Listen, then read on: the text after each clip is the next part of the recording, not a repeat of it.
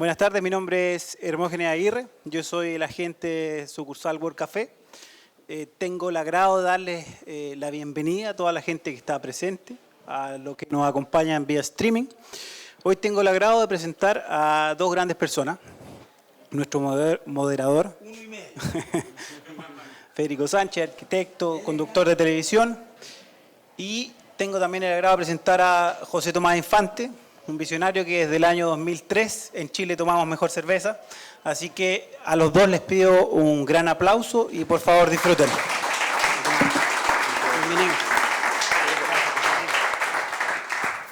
Bien, bueno, de verdad muchas gracias por acompañarnos. La verdad es que esto se ha transformado en una buena rutina. Yo quiero partir de verdad agradeciendo al Banco Santander por esta iniciativa. Mira, a mí lo que me gusta de esta iniciativa es que hay que estar un poquito loco para hacer algo así. O sea, alguien tiene que estar rayado en el banco, ¿o no? Oye, hagamos un café. ¿Cómo? Si somos un banco, compadre. Sí, pero hagamos un café donde la gente pueda venir y lo pase bien y trabaje, haya internet, haya mesas para juntarse, se dé el espíritu del coworking. Tiene que alguien estar un poco rayado y eso es un indicador extraordinario. Porque quiere decir que efectivamente estamos ante un cambio del que supongo todos somos protagonistas. Y digo protagonistas con su qué, digo protagonistas porque ustedes saben, a mí me gusta el lenguaje, protagonista es el protagonistes, el primer actor. Nosotros somos efectivamente los primeros actores de esta historia. Y eso es lo que me interesa de estas sesiones de conversación en el World Café, justamente con personajes como el que está aquí al lado, que son protagonistas de una historia que por de pronto no solo es un referente, sino también una inspiración para muchos que están intentando encontrar un camino. Este joven, como lo ven ustedes aquí hoy, diría yo, no siempre estuvo tan hallado como está hoy día, ¿no? En algún momento estuviste medio perdido. Claro, es parte de eso, sin duda. Por supuesto. Y entonces, te has fijado que tiene una connotación negativa estar perdido. Yo digo, no, si tú no estás perdido, quiere decir, estamos mal. Tú, si quieres de alguna manera encontrar un camino, tenés que necesariamente hacerte al camino del bosque, ¿sí? Lo que se llama el Holzwege, ¿sí? Hay que efectivamente adentrarse en los caminos del bosque. Y el primer indicio que uno va por el camino correcto es que uno se encuentra perdido. Fíjense, miren qué maravilla. Uno no puede sino encontrarse hasta perderse. Y el primer indicio de que eso está bien es que tú te encuentras perdido. Pues bien, yo creo que lo interesante de la historia tuya es que de alguna manera tú te vas de Chile. ¿Por qué año fue más o menos cuando te fuiste de Chile? El 2002. 2002. Y te fuiste con determinados objetivos que terminaron siendo otros, que fueron mutando, ¿no? Sí. Y en ese viaje, que tiene mucho de viaje, diría yo, iniciático, se termina encontrando con una persona que es la que hoy día, de alguna manera, es tu collera, digamos. ¿Sí? Se llama... Asbjørn Gerlach. ¿Asbjørn? Asbjørn Gerlach, sí. Asbjørn Gerlach. Fíjate, está claro. Ahora, lo loco es que ese señor era alemán, pero él estaba en Irlanda. Ustedes saben, Irlanda, no sé si han tenido la suerte de estar en Irlanda. En Irlanda hay pocas cosas que hacer y por lo tanto la gente toma mucha cerveza. Es razonable, ¿o no? Si hay 330 días al año nublado, ¿qué otra cosa podría hacer que tomar cerveza? Y ellos vienen tomando cerveza hace un rato largo, ¿eh? No crean que empezaron con este deporte como nosotros hace poco, hace 200 años. En Chile yo creo que menos de 200 años, no sé cuánto tiempo llevaremos tomando cerveza aquí. Y él encuentra esto y de alguna manera también encuentra un sentido. Miren qué potente eso. Yo creo que ahí hay otro indicador. Pareciera que uno necesariamente tiene que alejarse de las cosas para verlas con claridad. O sea, él tuvo que ir a Irlanda para entender que podía hacer cerveza acá.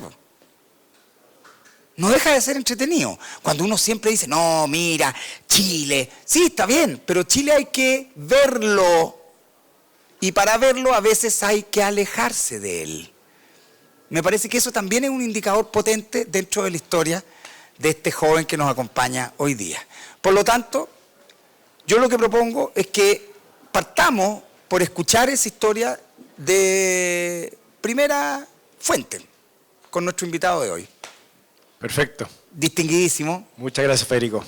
Bueno, primero darles las gracias al banco por invitarme.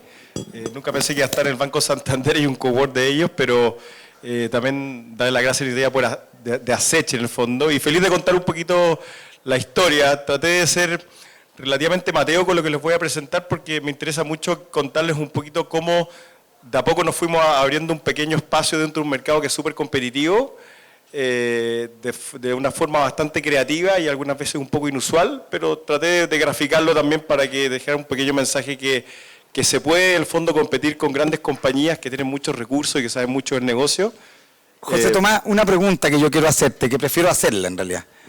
¿Te puedo ir interrumpiendo? Sí, por supuesto. Sí, y me pueden ir preguntando también. Eso es lo único que sé hacer. Sí. Entonces, yo prefiero preguntarlo, porque me parece, de nuevo, maravilloso que tú digáis, oye, de una manera un poco inusual. La primera pregunta que yo haría es, ¿alguien conoce una manera de hacer las cosas? ¿Ustedes creen que estos señores que hoy día son unos gigantes, partieron haciendo las cosas como las hacen hoy? No, las hacían en su casa. Las hacían porque les gustaba, las hacían de una manera caótica. Yo creo que eso es súper importante de entender. ¿Te fijas? Y por supuesto, como el paradigma de esto es Steve Jobs, ¿cierto? Que uno dice, partió en el garage de la casa. Pero un poco, ¿y dónde parten las cosas si no en el garage de la casa? ¿Ustedes creen que, oye, vamos a hacer un computador hoy día, así que vamos a montar inmediatamente esta fábrica aquí? Tenemos este terreno de 5.000 metros acá, vamos a hacer una fábrica de 32.000 metros cuadrados en 7 plantas, ¿cachai? Vamos a tener un proceso productivo. No, las cosas parten así.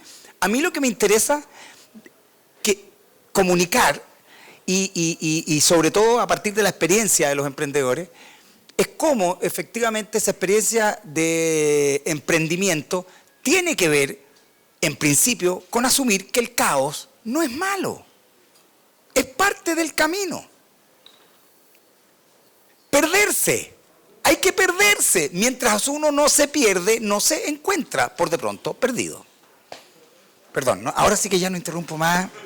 No, yo calculo que en los próximos 6 minutos. No, como dice Federico, al final todos los proyectos empiezan chiquititos y después a medida que uno va creciendo le llama la atención lo chico que empezó.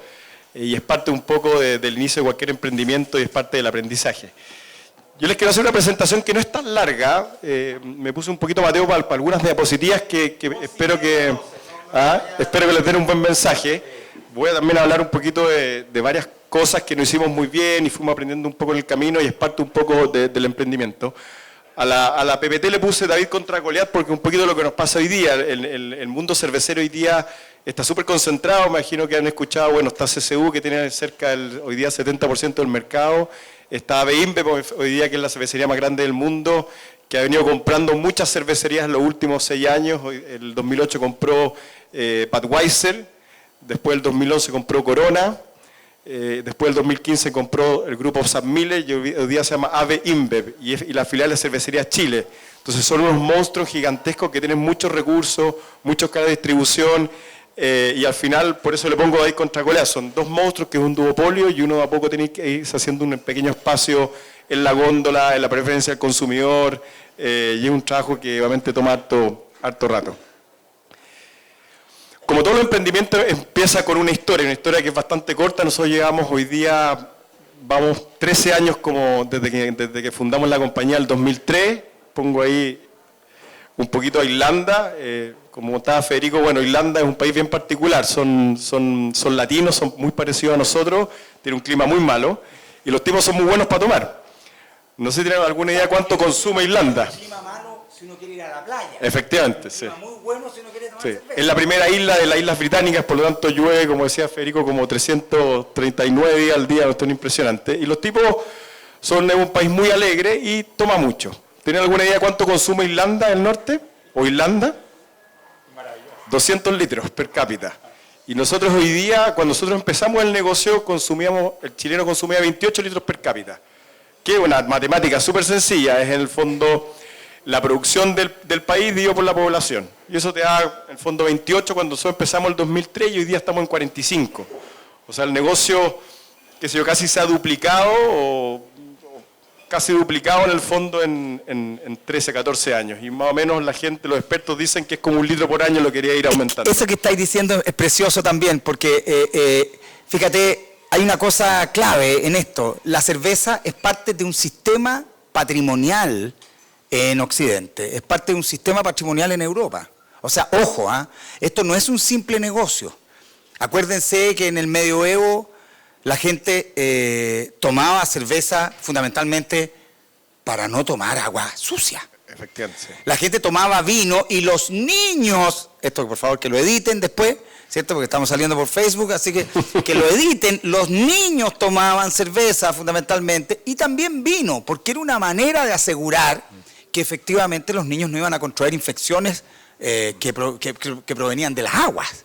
¿Te fijas? Por lo tanto, la cerveza no era una chacota, y en este tipo de pueblos como el irlandés, la cerveza es parte de un sistema patrimonial, casi endémico, identitario, es maravilloso. Ahora también, no interrumpo más. Y lo hacen porque tienen en el fondo al final todos estos alcoholes o alcoholes fermentados parten por lo que tienen a mano. Entonces, Irlanda y general Europa son grandes productores de cebada malteado, cebado de trigo. Nosotros somos más productores de uva vinífera, por lo tanto empezamos primero con el vino nosotros, o los españoles, o el italiano, y toda Europa en el fondo, que no tiene el clima para producir vino, tiene cebada y produce cerveza.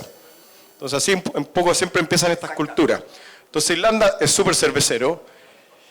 Le puse por 1000 porque la verdad que son números súper grandes, es una industria muy muy grande donde además tiene un portafolio de cerveza espectacular, todas las cervezas artesanales que hay un poquito en el mundo hoy día están en Europa, están en Irlanda y nace un poquito por ahí también nuestra como idea.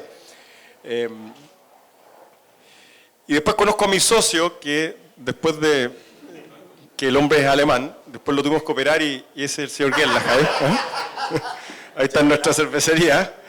Y la historia es súper particular en el fondo. Yo estuve, como contaba Federico, un tiempo en Irlanda, como del 2002 al 2003, vendiendo vino, una cuestión nada que ver. Yo trabajaba un tiempo en Conchitoro, quería ir a trabajar afuera, a vivir nuevas experiencias, tenía como 26 años y me animé y, y por un par de contactos me fui a Irlanda a vender vino. Y los irlandeses son súper buena onda, son muy parecidos a nosotros, te invitan a la casa, hice muy buenos amigos y empecé a conocer un poquito la cultura en Irlanda.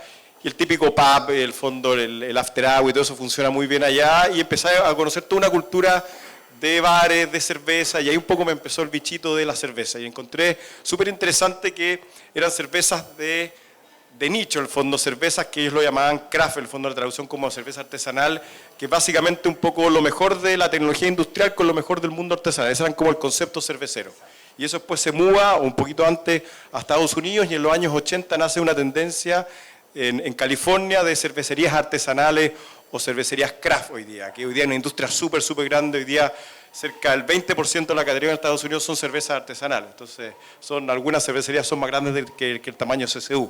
Y ahí nace un poquito nuestra inspiración de decir, vamos por una cervecería de nicho, no somos artesanales en el sentido que el proceso no es artesanal, tiene harto de industria, tiene harto de trazabilidad, harto de tecnología, harto de control de calidad, que te da un poco la consistencia de la cerveza.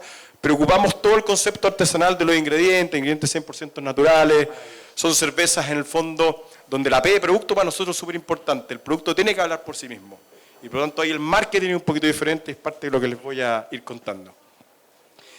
Y cuando emprendimos siempre hablábamos con nuestros socios en el fondo, a nuestro juicio uno innova o muere en el fondo. ¿Sí? Siempre se lo escuchaba un profesor de marketing, me decía, o eres más barato que la competencia o eres diferente a la competencia. Y si no tomas ni uno de esos dos caminos, no existes, porque más de lo mismo vas a fracasar y vas a hacer perder tu tiempo y el tiempo de los demás. Dijimos, obviamente, o innovamos o morimos, o hacemos algo distinto, siendo una cervecería. Esto no es Google, no es iPhone, no es Apple, no es Steve Jobs, sino es cerveza, algo súper tradicional que tiene miles y millones de años de historia, pero quisimos hacer algo un poquito distinto, focalizándonos e inspirándonos primero en Irlanda y después en Estados Unidos, en el fondo. Y lo primero que quisimos hacer, me pongo un poquito como ven de la universidad, en el fondo quisimos hacer algo como un mapeo de lo que había en el mercado. Dijimos, esto tiene luz acá, ¿o no? Sí. El bastón. Claro, el bastón. Mira, entonces, este es el sistema más antiguo, el puntero. Excelente. Entonces, uno dice, acá la cerveza hicimos en el fondo un mapeo súper sencillo. Lager, ale, menos amargas y amargas. Y veíamos que gran parte del 97% de la industria en general en el mundo y en Estados Unidos y en Chile eran acá. Cervezas lager, súper refrescantes, fáciles de tomar. Está Royal, Cristal, Escudo y todas las que conocemos. Y Kurtzman de alguna forma estaba un poquito más acá. Tenía cervezas con un poquito más de carácter, un poquito más amargas, con un poquito más de malta y más un estilo ale, que son cervezas de fermentación alta, que son un poquito más frutosas y un poquito más complejas que una típica cerveza lager. Y nosotros dijimos, hay una oportunidad entonces en estos cuadrantes de acá, en el mundo más de las ale, ¿cierto? Y en el mundo más de las cervezas amargas. Ya dijimos, tenemos una oportunidad, don Federico, de tener un portafolio de cerveza, donde veíamos que el líder de la industria, que era Cristal, era un monoproductor y hacía lager refrescante y lo hacía súper bien, todas consistentes, con un muy bonito empaque, precio súper atractivo, distribución perfecta, en el fondo están en el 100% de los puntos de venta que vende cerveza en el país y van a la masa, y lo hacen muy bien y tienen un marketing muy masivo. Entonces dijimos, hay oportunidades para hacer algo un poquito distinto. Y el mercado más era muy grande, por lo tanto, si uno lo hacía relativamente bien y tenía paciencia y algo de suerte, podía de alguna forma subsistir. Eso es lo que creíamos. Y como ustedes saben, el Excel aguanta para todo, entonces el Excel era maravilloso. Y después nos dimos cuenta que se nos acabaron, tenía todavía tarjetas de presentación, ya no tenía plata ya, así que es parte de lo que les voy a ir contando. Oye, y una cosa, por mientras que cambiáis la lámina, no la cambiéis todavía. Fíjate que hay una cosa que a mí me atrae mucho, cuando tú decís innovar o morir. Claro, uno podrá innovar, por supuesto, en determinados métodos, ¿cierto?, de producción, te fijas, pero si tú te fijáis, todo esto no es racional, esto es pasional. O sea, cuando tú te metías en esto, si tú le metías cabeza, te ibas para la casa y buscabas pega. Sí, claro. Sí. O sea, es que eso me parece clave. Porque uno dice, no, ya, innovar o morir, claro, ahora súper canchero, no, innovar o morir, ¿no? No. Claro, si hubiese un argentino aquí te diría, anda, no podía ir sino arriesgarte. ¿Por qué? No sé, es como cuando te gusta una niña, cuando tenías 15 años, ¿te acordáis? No podía, bueno, o un hombre puede ser también, te puede gustar también. De hecho, a mí me gustan los hombres también. Entonces, es que lo digo porque puede entenderse mal eso. Entonces, fíjate que lo interesante es que había un universo simbólico también, que era parte de una industria, no sé si me entendí. Los referentes estaban, por ejemplo, por supuesto en Alemania, por supuesto en la tradición, fíjate, mucha letra con serif, mucho escudo, te fijas, y escudo, ojo, cuando digo escudo no digo esta marca, mírate los escudos, ¿te fijáis? O sea, hay mucha onda con los escudos, con una suerte como de tradición, y de pronto aparece una propuesta que a mí me molestaban, me decían que yo era el que iba corriendo ahí por los chascones, por eso que me siento identificado, con una lógica gráfica, con un planteamiento que era totalmente distinto. Y lo interesante es que ahí también hay un elemento súper innovador. Ustedes son de los que partieron efectivamente instalando a nivel simbólico otros elementos en el mercado. Y eso yo creo que es relevante. Por supuesto, siendo coherente, consistente con el producto. ¿Sigo interrumpiendo o llego hasta Sí, aquí? dele nomás, don Federico. Y acá en el fondo lo que tratamos de hacer, que después lo logramos entender, al principio, como decía Federico, era pura pasión nomás, y en el fondo, la verdad que al principio todas las micros no nos servían, y después empezamos a entender que si le poníamos un poquito más de cabeza podíamos innovar un poco más. Entonces, uno también cuando emprende se pone como bien estudioso y se acerca un poquito al mundo universitario y lee y pregunta y todo. Y empezamos a ocupar esta matriz que es de un libro súper interesante que se llama Blue Ocean Strategy, que estaba muy de moda hace un tiempo atrás en varias universidades.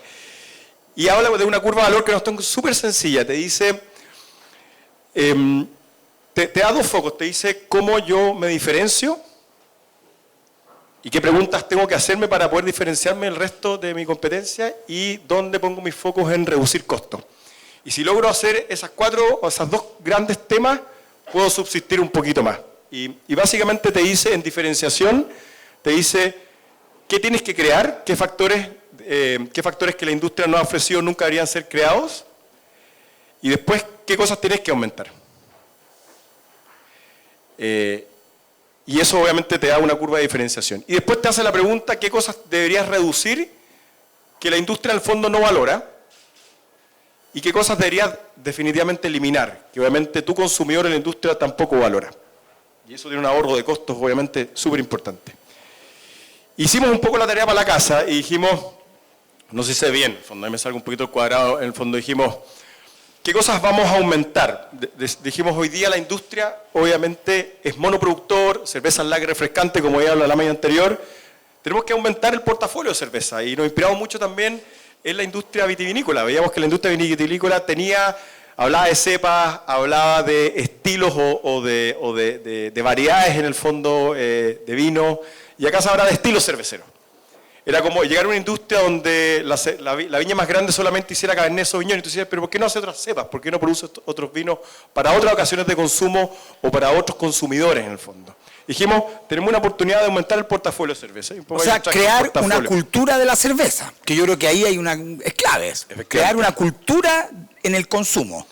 Y que el consumidor empezara a poquito a educarse, porque la educación siempre es muy de largo plazo, pero empezara primero a entender, no todas las cervezas son iguales, no me tomo siempre la más helada. Yo me acuerdo cuando era chico, mi papá es bien cervecero, y llegó a un restaurante y decía, deme la cerveza más helada, como diciendo, mira, todas son iguales, la más helada, por favor, me da lo mismo cuál. Y hoy día, después de mucho tiempo, uno va a bares cerveceros, afortunadamente, y hay una conversación un poquito más de cerveza. Cuando empezamos la industria, era muy poco en el fondo, pero dijimos, hay una oportunidad de empezar a educar y tener una educación cervecera, una cultura cervecera. Y en países como Irlanda, la cerveza incluso se toma hasta media tibia en algunos momentos. Claro, la cultura de ellos es, las cervezas negras, es como una Guinness. ¿Sabían? Se toma a 8 o 9 grados, que no es tibia, pero no es helada como nos gusta a nosotros. A nosotros nos gusta a 2 grados, a 1 grado. Claro. Ojalá el vaso congelado. No, a ti te traen una cerveza a 9 grados en Santiago y la devolví. Y la devolví. Y por lo general la sirven con poco gas y con poco espuma. Claro. Entonces, ese era como el primer desafío. Después dijimos, hay una oportunidad de aumentar precio. Bueno, cuando parte del aumentar es todas las cosas que a uno se le pueden ocurrir. Vamos a ir a un nicho, vamos a ir a una cerveza un poquito más premium y vamos a aumentar precio, tanto va a tener más rentabilidad.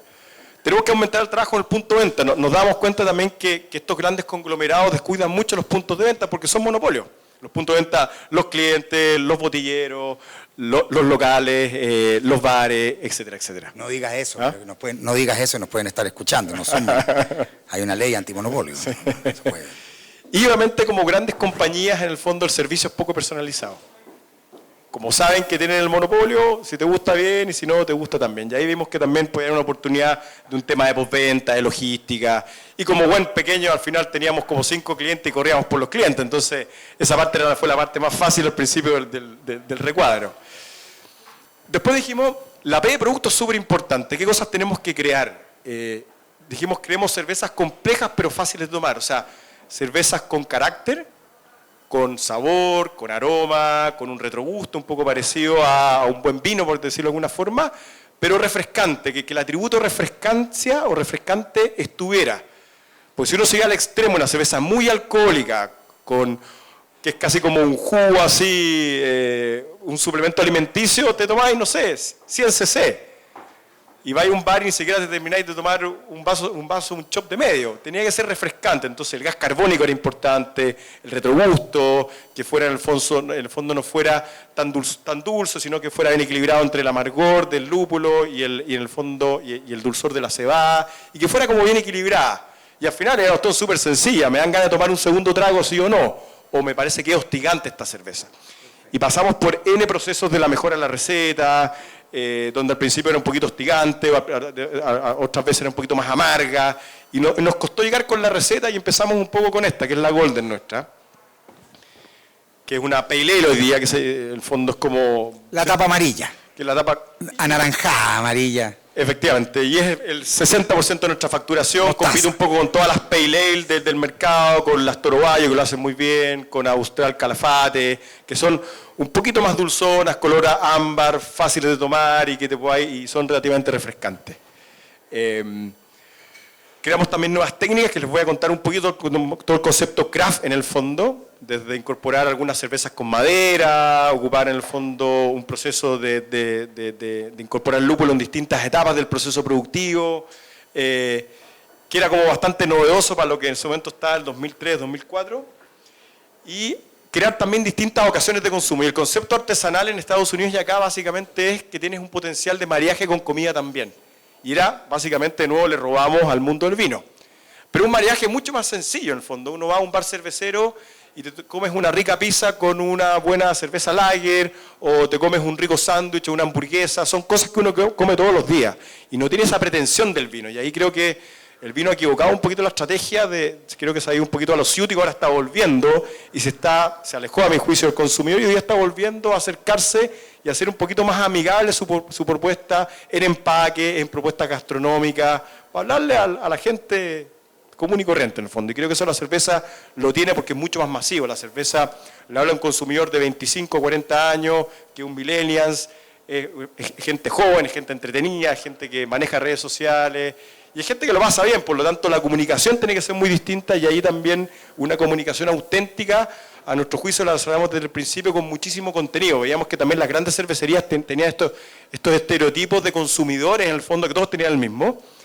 Y que era súper maqueteado, pero no te hablaba mucho el contenido. Veíamos que acá había muchísimo contenido de hablar de procesos productivos, de mariaje con comida, hablar de la historia de la cervecería, de los fundadores, del maestro cervecero que juega un rol como el enólogo. Y teníamos toda una historia muy entretenida que contar. Y después cuando se abre redes sociales es maravilloso porque de alguna forma te nivela muchísimo la cancha. Cuando uno tiene pocos recursos, hoy día el fondo el tema redes sociales es espectacular porque te permite en el fondo comunicar a muy bajo costo. Y si uno tiene un buen contenido, es coherente con la contada de la historia en el fondo, te funciona súper bien. Y después redujimos cosas un poquito, entre que no teníamos presupuesto, dijimos, simplificamos el empaque. Si bien son empaques que comunican, que son honderos de alguna forma, pero no son pretenciosos, no tienen toda esta onda de ribetes en el fondo dorado, estas folias, que son caras además, son súper costosas, y de alguna forma te ayudan a vestirte como de premium. Nosotros siempre dijimos, al final, como la calidad por dentro, y nuestro foco hoy día es el líquido. Tiene que tener un empaque hondero, tiene que tener un mensaje, tiene que ser ojalá fácil de identificar en la góndola y ponerse un poco los colores con las tapas, con un logo, que un mono corriendo, chascón, ahí como Federico medio patudo, que tiene también las patas grandes. Y era un poquito el cómo nosotros nos veíamos en una industria que era un David contra Goliat. Somos emprendedores, tenemos puras debilidades, no teníamos ni una fortaleza. Cuando hacíamos el PowerPoint del FOA, eran puras debilidades, ¿no? Y puras amenazas, no teníamos una oportunidad. José Tomás, pero mira qué entretenido cuando estamos nosotros reunidos en torno efectivamente al tema de la innovación y el referente es David y Goliat. O sea, eso indica que la innovación ha existido siempre. Siempre. O sea, si tenemos que echar mano el referente que es David y Goliat, efectivamente, siempre uno empieza chico. Siempre. ¿Te fijáis? Esa es parte de lo que a mí me parece atractivo. Y por lo tanto, lo que mueve, ¿cierto?, a David contra Goliat es la pasión. No hay nada racional. Si David hubiese sido esto de racional, no se habría metido con Goliat. Habría que ser loco para echarle la foca a un compadre gigantesco, cíclope, quién sabe qué. Yo me quedo en la casa, me hago el leso. Pero por alguna misteriosa razón, esa es la historia del hombre. ¿Cachai? Esa es la historia del ser humano. La pasión. Y por eso que me gusta un espacio como este, donde se puede hablar de pasión. Efectivamente, al principio es pura pasión, es como 10% inteligencia, el resto es pura pasión, más pura pasión. Y después el marketing, eliminamos el marketing masivo porque no teníamos ni un recurso y también dijimos, no, tenemos que hacer cosas muy distintas a CCU o a los grandes porque si no vamos a confundir al consumidor y tenemos que en el fondo diferenciarnos. Y parte de la diferenciación también es dónde uno pone recursos, cómo hace la estrategia comercial, cómo le habla. Siempre nos reímos con Asio en la tradición alemana, en el fondo, que estaba muy utilizada en la industria, veíamos en recuadro. Y podríamos inventar una historia que el abuelo de Asio encontró una receta en el baúl de no sé dónde, entonces la cerveza es una tradición alemana, chao. En el fondo nos inspiramos mucho más en toda la onda que tenía California en sus microcervecerías y algo de Europa, y que tenía cero llamado en el fondo de cervezas tradicionales, de métodos tradicionales, de las cervezas lager o de la ley del edicto de la ley de la pureza. Sentíamos que el consumidor nuestro no estaba ni ahí con eso, quería cervezas de buena calidad y cervezas consistentes y cervezas para distintas ocasiones de consumo. Entonces, eso nos ayudó mucho a focalizar un poco la conversación y al tener este recuadro te ayuda mucho a aprender a decir que no también. Nos iban de muchas revistas, nos decían, oye, ¿quieren comprar una pauta? Mira, tengo este avisaje por no sé cuántos miles de pesos. Uno, no teníamos ni uno. Y después dijimos, si hoy día no tengo cobertura, no tengo distribución, que es mi primer foco, y siempre somos de la idea de que en nuestra marca se construye desde la venta, se construye desde los puntos de venta. A mí siempre amigos me decían, oye, te está yendo bien porque te veo en todos lados. No me decían, te está yendo bien porque compraste una página en la revista Capital, sino porque te veo en muchos lados. Y ese era el foco nuestro y el foco nuestro hasta el día de hoy. Es cómo vamos ganando cobertura de puntos de venta.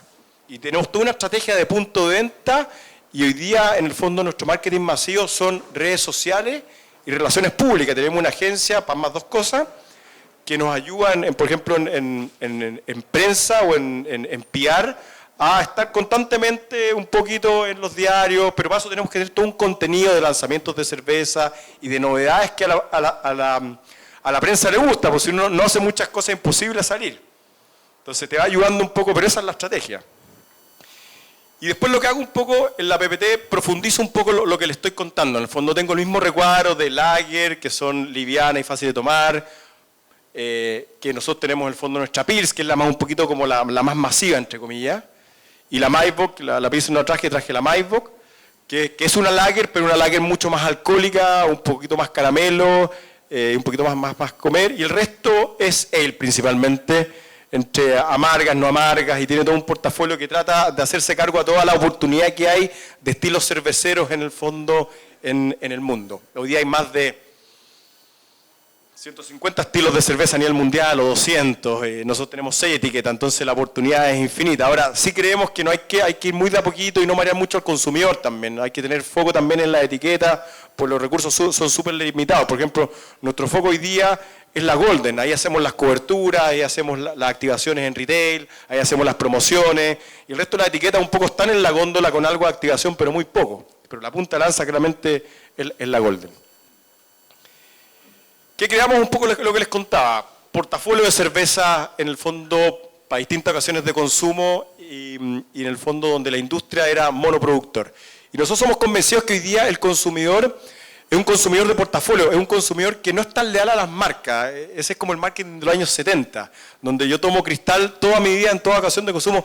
Eso no existe. Si yo les hablo del refrigerador, lo más probable es que voy a encontrar una Heineken o una Corona, una Kutzmann, ojalá una Cross, y dependiendo de la ocasión de consumo, es lo que tomo. Si estoy con amigos de la U, quizás saco algo más masivo. Si estoy con los amigos de la oficina, quizás algo mejor. Si salgo a comer con la polola o con la señora, consumo algo mejor. Si estoy a fin de mes y no me queda ni uno, consumo algo peor. Y voy un poco como consumidor en el fondo buscando variedades y portafolios, porque es la parte entretenida en el fondo. Es como cuando uno consume vino. Uno tiene 4 o 5 marcas favoritas de vino, igual sigue viendo, va a la góndola y prueba cosas distintas, o cosas que están en promoción, y es parte de lo entretenido de esta industria en el fondo. Entonces, nosotros somos unos convencidos de que nos encantaría estar en una ocasión de consumo de ustedes, no pretendemos estar en todas, pero nos gustaría que sea una ocasión de consumo un poquito más única, más de comida, estuviéramos ahí, y esa es nuestra pega en el fondo. Fíjate que cuando te escucho hablar, ahí hay un concepto también súper entretenido que tiene que ver indirectamente con esta industria, que tiene que ver con el mundo del vino, que te fijas que hoy día se ha llegado a acuñar este concepto del wine moment, ¿cierto? Es decir, un momento, este vino es para esta ocasión, ¿te fijas? O sea, el wine moment es increíble. No se trata de que el gallo te venda un vino para siempre y único, sino que hay vinos para determinadas ocasiones. Y por lo tanto, ¿cierto? Ahí empieza también parte, a mí me gusta mucho lo que el vino ha hecho de alguna manera con industrias que son con la vecindad, podríamos decir, ¿cierto? Porque si tú te fijas, es el vino el referente en parte importante para desarrollar innovación en industrias muy cercanas, digamos. Porque el vino tenía el lenguaje, el vino tenía la tradición, el vino tenía todos estos elementos y después empiezan a aparecer con fuerza industrias cercanas, digamos, ¿sí? Pero que tienen como referente el vino. Entonces es entretenido ese wine moment cuando uno lo piensa aquí, que tú habláis de ocasión, ¿cierto? De ocasión de consumo, dijiste, ¿no? Sí. Que es entretenido el concepto. Efectivamente. Entonces sacamos ese fue un aporte mío muy malo, digamos, muy malo. También les pido por favor que después lo editen, idealmente. Y ahí un poco lo que tenemos hoy día tenemos más etiquetas, pero tenemos cervezas de todo el año y empezamos con este concepto de series experimentales. Nos pusimos un poquito creativos, que son cervezas que van y vienen. Son cervezas de poca cantidad, en el fondo son batches de 10.000, 5.000 litros, que es muy poquito. Van al mercado, veamos cómo funcionan y después las sacamos, después las volvemos a reeditar. Así nace un poco nuestras lúpulos, que es una cerveza un poquito más amarga, que hoy día ya es del portafolio.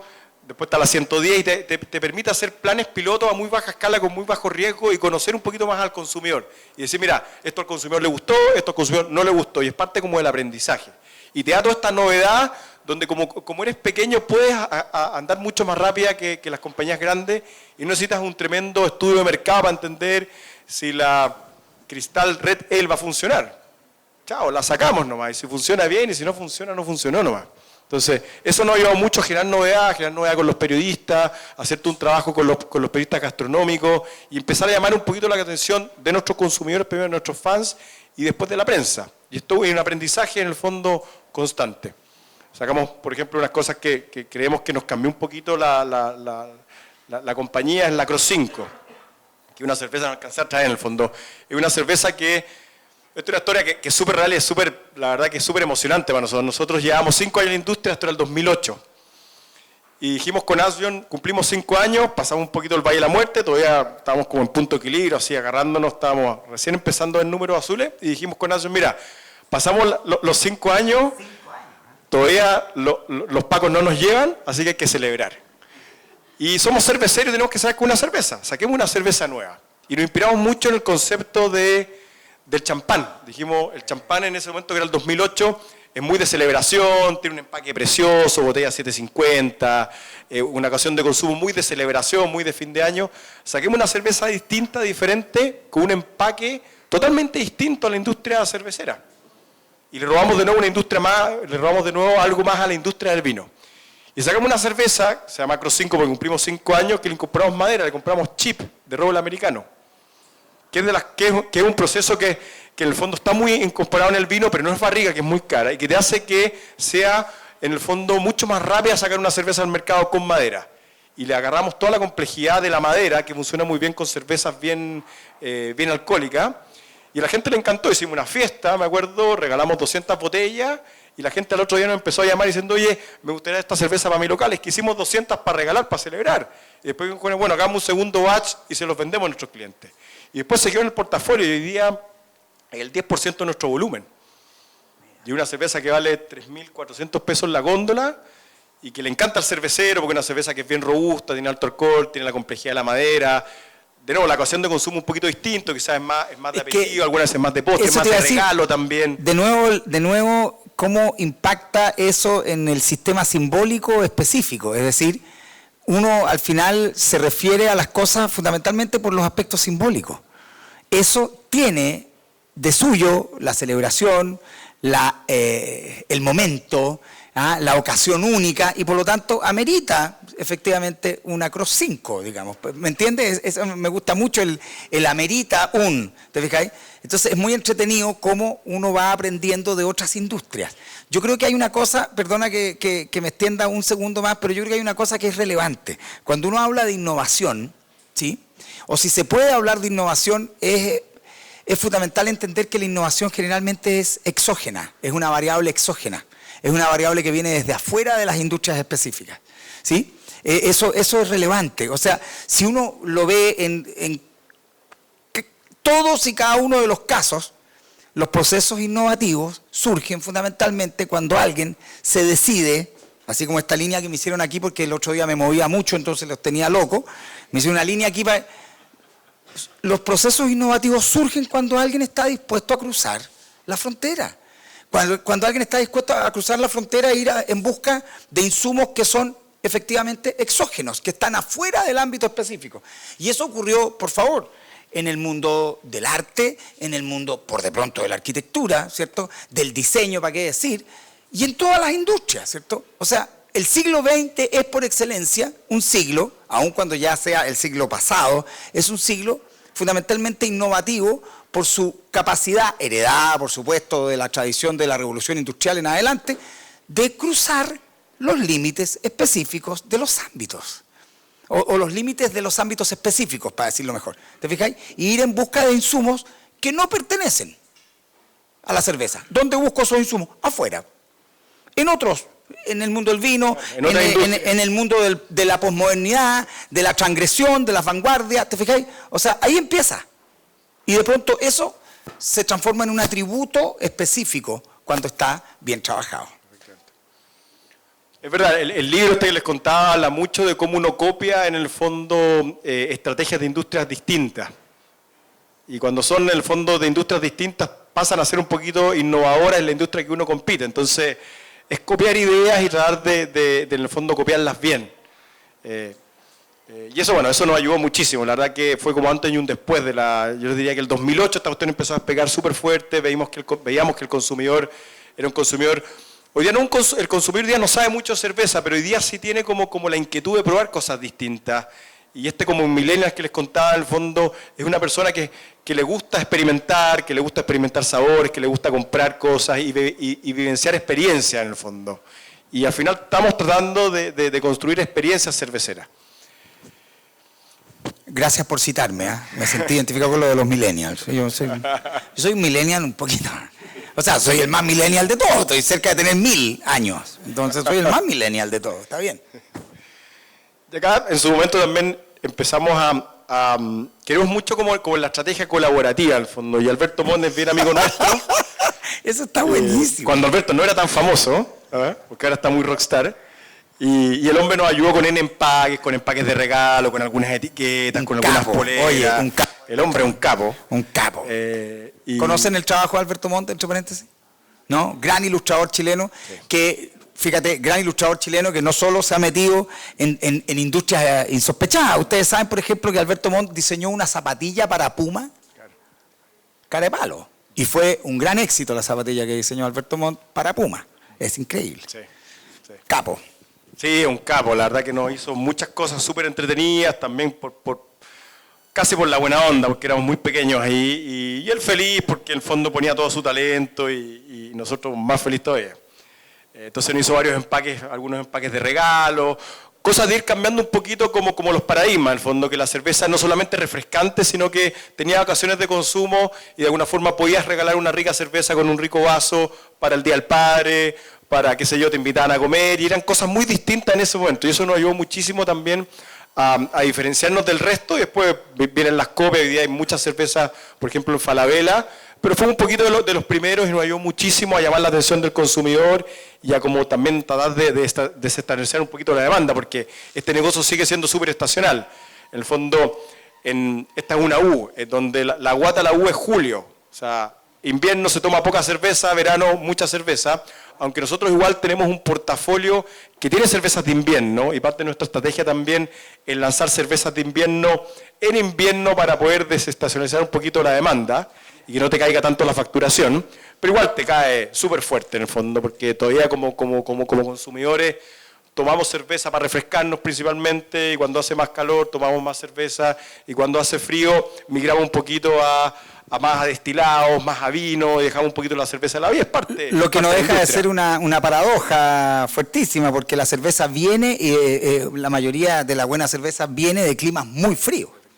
¿Te fijas? O sea, el mejor momento para tomar cerveza, justamente por el potencial calórico que tiene y nutritivo, viene de sectores muy fríos. Claro, ahí nacen un poco las cervezas negras, las porter, las stout, que vienen un poquito o de Inglaterra o de Irlanda. O de Bélgica. Claro, y los belgas son tremendos cerveceros en el fondo. Y no sé si les ha tocado alguna vez estar en Bélgica. O sea, hoy día era un día templado en Bélgica. Sí. No es broma, andan en manga corta y shorts, felices, 14 grados.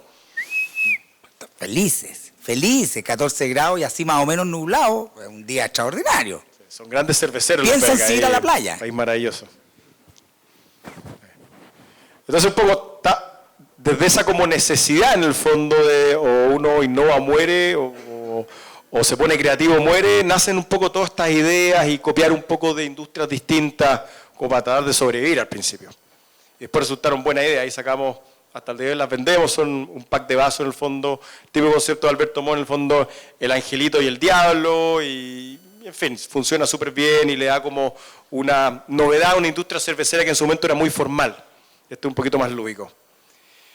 Después les quiero contar un poquito con el proyecto Crossbar, que nace el año pasado y nace un poquito, es un bar nuestro, y nace principalmente para entregar una experiencia cervecera y una experiencia de marca. Nos dimos cuenta de que el poder contar nuestra historia y poder un poco educar al consumidor en nuestros clientes era muy difícil, porque cada uno de ellos en el fondo tenía su propia ADN de marca y sus propios temas, por lo tanto el que la marca estuviera muy presente en los puntos de venta era muy difícil, aparte de estar con algo de POP, con un poquito de merchandising, con vasos, con un garzón relativamente capacitado, que era súper difícil. Entonces dijimos, hay una oportunidad, vimos un poquito el modelo de negocio afuera, y dijimos, hay una oportunidad de alguna forma integrarnos hacia adelante y tener un punto de venta nuestro. Pero el punto de vista nuestro queríamos que fuera básicamente un local donde pudiéramos contar la historia de Cross y educar al consumidor. Y que también contáramos un poco lo colaborativa que es la industria artesanal en Chile y a nivel mundial, que es muy disímil a lo que hay en estos grandes conglomerados. AB InBev con CCU, los tipos literalmente se odian y no colaboran en nada. Entonces nosotros tenemos una mirada un poquito más de pequeños, de David, y decir, si yo logré subsistir, o sea, si a mí me va bien y al resto de los pequeños le va bien, tenemos una chance que nos vaya a todos mejor y tenemos una chance de hacer crecer la categoría. Porque si nos ponemos a pelear entre nosotros por las migajas del negocio, que es re pequeño todavía, podemos morir. Es mejor, en el fondo, tener una onda colaborativa y todos empujar porque la categoría artesanal en Chile vaya creciendo a poquito. Y el bar nuestro tiene obviamente nuestra cerveza, pero tiene más de 60 tipos de cerveza, todas artesanales, desde cervezas chilenas hasta cervezas en el fondo gringas, belgas, inglesas, australianas, alemana, checa, etcétera, y tiene también todo un portafolio de cervezas invitadas chilenas artesanales. Y le da mucha novedad, que es muy entretenido. Entonces el consumidor realmente creo que percibe que hay una onda genuina de colaborarnos mutuamente en una industria que es súper competitiva. Y eso nos ha ayudado muchísimo el bar en el fondo, y por eso tenemos el 1%. El 1% básicamente comunica el tamaño de mercado que tenemos todos los artesanales en Chile. O sea, así de chica es nuestra categoría todavía. Entonces, hay puras oportunidades, obviamente. Entonces lo comunicamos y es chistoso. La gente pregunta qué es lo que es el 1%. El 1% es el claro, tamaño creen que el diezmo que se pedía desde la iglesia, ¿te acuerdas? Tu 1% es importante. Y lo otro que nos funciona muy bien en el fondo es toda la innovación en el bar. Tenemos cervezas especiales para el bar, tenemos todo el lanzamiento de la marca en el bar y te permite un feedback y un laboratorio espectacular. O sea, cervezas que nos funcionan, ticket, tenemos una pequeña encuesta, cervezas que no nos funcionan, aprendemos por qué no nos funcionaron y tenemos una innovación constante y un aprendizaje constante. O sea, un laboratorio de consumo. Sí, efectivamente. Es un laboratorio de consumo, claro. Y lo más interesante es que es un local que, si uno lo analiza, atiende como a 120.000 personas al año, que son 120.000 personas que viven tu marca, que van a tu local, consumen tus productos, ven tu carta, ven la experiencia de marca, y eso en el fondo, si uno lo hace, esperamos razonablemente bien, es un tremendo potencial de embajadores de marca. Una persona que entra por la puerta, que quizás lo invitó un amigo, mira, vamos al bar de Cross, ¿conocí Cross? No, la escuché o ni la conozco. Y el tipo va, uno lo atiende bien, le da una buena experiencia, y sale después de esa misma puerta y si lo hacemos razonablemente bien, hay una tremenda oportunidad que él dice, oye, me gustó tu marca, la voy a empezar a consumir, o va a la bodería de la esquina, o al supermercado de la esquina, y hay una tremenda oportunidad de que el tipo lo eduquemos primero de distintos tipos de cerveza, con distintos tipos de comida, y le contemos un poquito la historia, y le hablamos un poquito del mundo artesanal, y salga por esa misma puerta y diga, wow, no conocía esto. Claro, y en realidad es una experiencia, que es lo que se fija de manera más potente en tu cabeza, digamos, ¿cierto? O sea, es de las cosas más pregnantes que hay, porque a ti te pueden poner 200 carteles, pero si tú vives esa experiencia, ¿cierto? Se te pregna. Por eso que las mujeres se preñan, porque es la preñance, ¿cierto?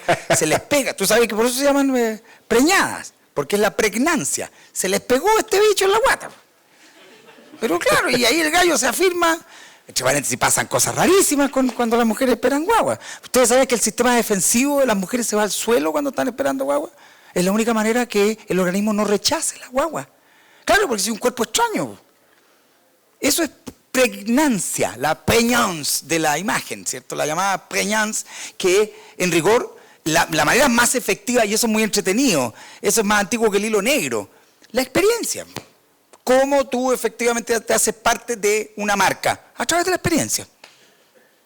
El cartel tiene, claro, pero la experiencia es fundamental cuando uno está tratando de instalar una marca en la cabeza de sus consumidores. Claro, esto es un curso de marketing. La probabilidad nuestra que George Clooney hablara bien de nuestra marca era cero. Entonces dijimos, tenemos que hacer algo de la experiencia. Claro. No tenemos la plata para contratar a George Clooney que hablara del Expreso. Pero parece que es un gallo agradable. ¿Eh? Sí. Habría que llevarle una cerveza al lago Como. Tiene una casa en el lago Como, en el norte de Italia. Hagamos la experiencia. Pásenme unos packs y yo se los llevo. Excelente. No sé si llegan, ¿ah?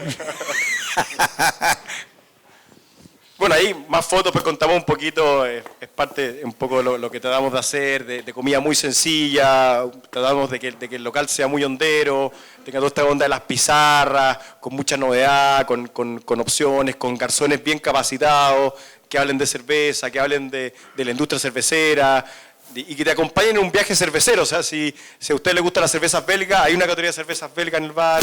Si le gustan las cervezas inglesas, las hay. Las cervezas americanas, las hay. Entonces, de alguna forma les van metiendo este bichito que les contaba. Eso, un poquito más de fotos. Hay algunos números más duros en el fondo que nos ayudan mucho a conocer a nuestros consumidores en el fondo. Obviamente este negocio es principalmente hombres, 58% son hombres, 42 mujeres. Acá están los famosos, como conversábamos, millennials. En el fondo de 25 a 40 años está casi el 80% de nuestro público en el fondo. Facebook un poco lo mismo, 21.000 fans, y te ayuda un poquito a entender también cómo lo estás haciendo. Que aumentamos algo, les dije, en el fondo el precio. Nos encontramos una industria que era, y que sigue siendo, hoy día hay una guerra de precios en góndola impresionante en estos dos monstruos que de alguna forma es comprar participación de mercado, y nosotros estamos tratando de estar debajo de las balas o de los misiles que tienen, y estamos tratando en el fondo de estar en los puntos de venta, de no activar tanto la marca, porque también te ayuda, puedes desposicionarla en el fondo, cuando uno como consumidor dice, pucha, estas tremendas ofertas, algún problema deben tener, versus me gusta que me regaloneen, me gusta que de repente me hagan descuento y me hagan promociones, que es parte de la entretención, pero razonable en el fondo, y hoy día hay una guerra de precios súper potente. Y nosotros vamos a un nicho y tratamos de ir a un nicho y hoy día en el fondo de alguna forma nos funciona y la marca va a un consumidor y es el consumidor que tiene, que va creciendo, pero no competimos con las armas de ellos porque si no quebramos en 2 minutos y medio. Que eliminamos lo que les conté en el fondo. Marketing masivo hoy día no tenemos, nos gustaría nunca tenerlo incluso. Creemos que hay mucho por hacer todavía en puntos de venta, en redes sociales, en el tema experiencial. En el fondo creemos que el tema de la experiencia cervecera es mucho más genuina, es mucho más novedosa y es mucho más recordada en el fondo. Y que las marcas masivas de alguna forma les cuesta mucho tener ese contenido porque los códigos que tienen son muy distintos. Su estrategia, y que está muy bien, y lo hace muy bien, son en el fondo marcas que son súper consistentes en calidad, que tienen en el fondo precios muy atractivos, empaques muy atractivos, muy buena distribución y un marketing masivo más tradicional. Y esas son las estrategias y las bombas que tienen. Y uno tiene una oportunidad de hacer algo distinto, de no ocupar las mismas armas porque no las tiene. Y para nosotros el tema de redes sociales, como les contaba en principio, hablar con contenidos desde los procesos productivos, contar la historia de Cross, educar al consumidor de forma muy buena onda, darle tips cerveceros, mariajes con comida, cervezas nuevas, cosas que suceden en la cervecería, cosas que nos pasan, problemas que tenemos y condoros que nos mandamos, funciona súper bien. Y el consumidor de alguna forma valora esa como autenticidad que uno habla y que comunica la marca. Y que es muy cercana y que es muy distinta a esta onda corporativa. En el fondo, nosotros nos damos cuenta también que obviamente nuestros consumidores no les gusta la onda corporativa. Y estas como grandes corporaciones tienen algunos temillas con esta Y cada día menos. Y cada día menos. Que es muy millennial eso, ¿cierto? El millennial está cada día más lejos del mundo corporativo. Claro. Y hoy día nuestro desafío, obviamente, porque siempre nos reímos con Asion, cuando uno es chico, todos te quieren. Cuando uno un poco más grande, ya no todos te quieren ya. Entonces hoy día nosotros no somos de tamaño mediano, estamos como en el posicionamiento de la trampa del medio. No somos chicos, no somos grandes sin duda, pero no somos chicos.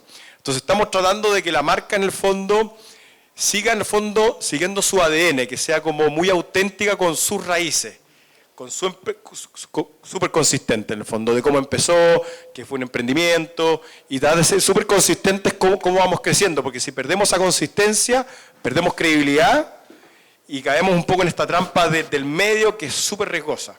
Y por eso todas estas innovaciones, que es súper genuino para nosotros, a nosotros nos encanta hacer cervezas nuevas, sentimos que por ahí podemos en el fondo competir contra los grandes.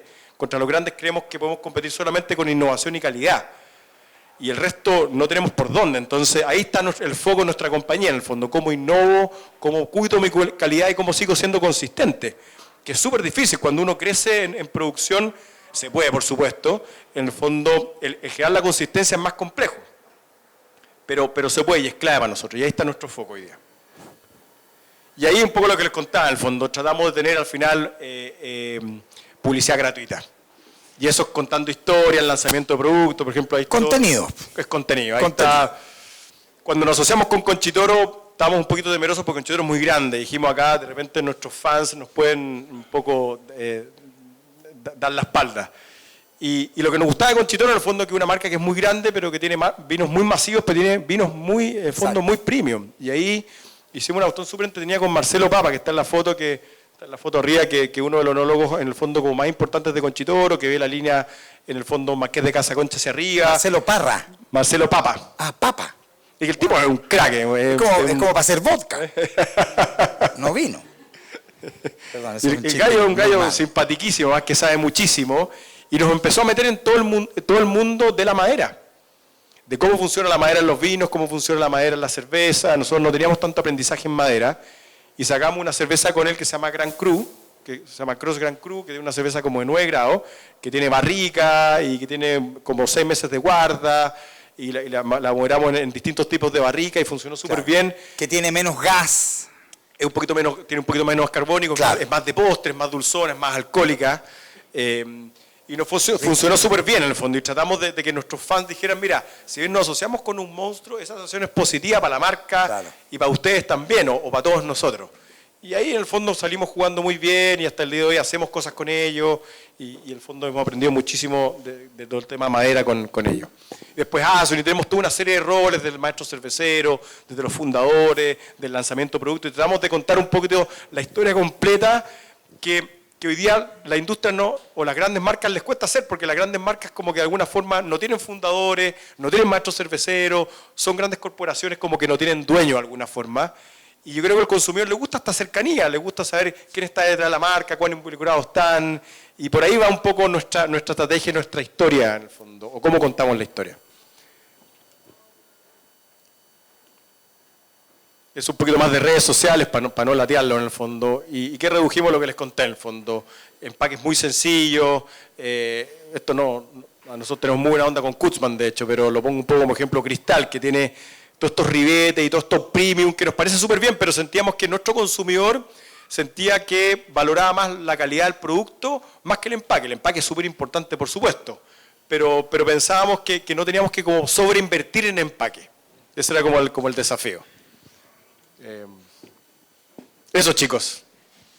Gracias por el tiempo. Extraordinario. Ahora viene la parte más entretenida de todas, que además, si ustedes se fijan, mandaron inmediatamente una niña, porque yo pasaba el micrófono las otras veces. Ya hay un par de preguntas por ahí. Además me gustó, él no levantó la mano así, ¿se fijaron?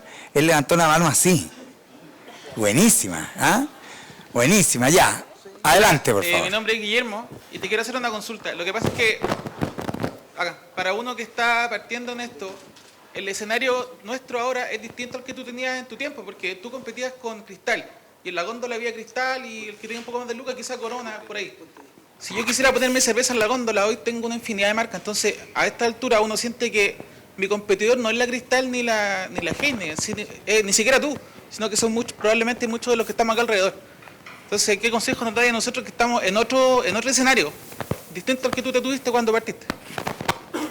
Sí, sin duda que son escenarios distintos. Yo creo que hay algunas cosas que eventualmente juegan un poquito más en contra y otras cosas más a favor. Yo creo que hoy día la industria es mucho más grande que la que me tocó a mí. Es una industria que en el fondo, de alguna forma, para nosotros, ¿qué es lo que nos pasaba? Kutzmann nos abría todos los espacios. Y nosotros siempre decíamos, el hecho de que exista Kutzmann es increíble, porque donde está Kutzmann tengo que estar yo. Porque si está Kutzman y funciona bien, significa que hay un botiguero que vende Kutzman, por lo tanto hay un consumidor que compra Kutzman. Entonces, el hecho de que hayan marcas antes creo que es súper beneficioso porque te permite mucho ponerle foco a tu distribución. Y el hecho también de que estar en un mercado que es mucho más grande que el que a mí me tocó enfrentar, con un consumidor a mi juicio que tiene más poder adquisitivo, un consumidor hoy día que es mucho más viajado que el 2003, es mucho más exigente, por supuesto también, yo creo que hay una tremenda oportunidad. Sí, yo creo que, claro, hoy día hay más cerveza en la góndola que antes, hay más competencia, pero creo que hay tremendas oportunidades. Y mi sugerencia es, empieza en distribución y ponle foco donde está Cross, tienen que estar ustedes. En el fondo, es lo que hice yo, nosotros con Kutzman hicimos lo mismo. Íbamos a la calle, veíamos dónde estaba Kutzman y le dábamos la lata al botillero y le decíamos, pero mira, o al dueño del local. Y le decíamos una cuestión súper sencilla, que se lo doy como tips de venta, en el fondo. Además que al tipo le llorábamos hasta el infinito para que nos dejara entrar, pero en el fondo el tip de venta era, entramos a un local y le decíamos, mira, vemos que tienes Kutzman, vemos que tienes portafolios SSU, vemos que tienes buenos productos, buenos vinos, buenos whisky, imagino que tienes un buen consumidor, sí, me da re bien. Nos gustaría que probáramos con Cross. Cross nada me la pie y es más cara, me decían. Entonces el tipo me destruía, me decía, tu cerveza nada me la pide, además tu cerveza por la cotización que me mandáis es más cara. ¿Por qué tengo que comprar tu cerveza? Y yo le decía, mira, hagamos una prueba. Te regalo la primera caja, pero dame la chance de poder conversar y capacitar a tus garzones. Y si la cerveza la vendes, me la compráis. Si no la vendes, me la regaláis y no te molesto más en la vida. Y ahí la P de producto era súper importante, porque primero el primer... Oye, es muy parecido a lo que uno le dice a una niña. Cuando... Es muy parecido, o sea, de nuevo, es entretenido, no hay nada de innovador en eso, ¿te fijáis? Es lo que uno hace habitualmente, digamos, cuando quiere lograr algo y que sabe que está en desventaja. Lógico, fíjate, uno insiste, te pregunta, ¿por qué uno debería comprar tu cerveza?